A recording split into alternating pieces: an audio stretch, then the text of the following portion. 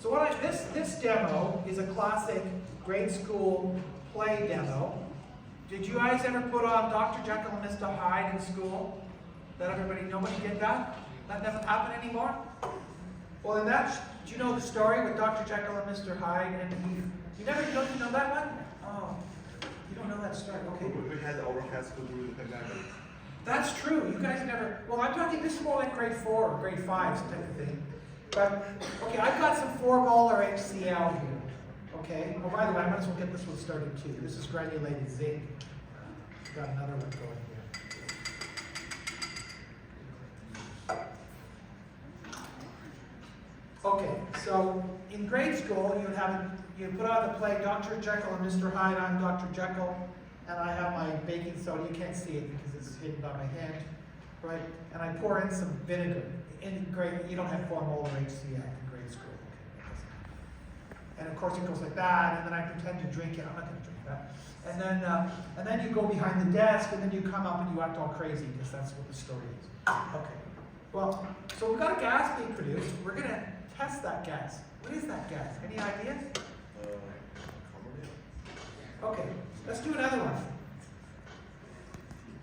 This one also produces a gas, not as vigorously as the first, but it's producing a gas. Okay, you can see the bubbles there? So zinc will react with HCl. Did you guys do this in the lab yet? I did it in the morning. You're going to do it in the lab. I think you do this in the lab. I did it in the morning. Okay. So, now we have to test the gases. We're going to do flame tests. We're going to see if they're flammable. How about this one? Is this one going to be a flammable gas, do you think? No. No. What kind of gas do you think it is?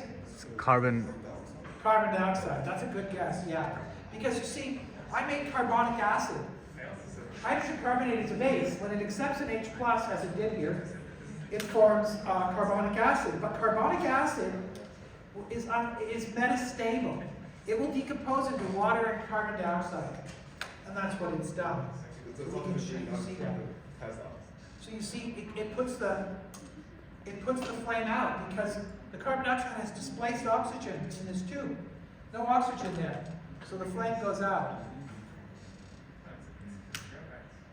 How about this gas? Any thoughts? How about zinc and HCl? What's that going to make? Hydrogen. Could be. Now hydrogen is flammable, right? Yeah. That was a good one. It didn't even go, the flame didn't even go out. I was surprised about that. Okay, how about we do that one again? Actually, it hasn't had enough time. No. Okay, you have to let it sit for a while. Okay, let's do the next one here. What have I got here? Heroin. H2O2. That's, what's water? H2O. This has got an extra O on it, right? Hydrogen It peroxide. wants to lose that O. It's not that happy. It's metastable, just like the carbonic acid. It's also metastable.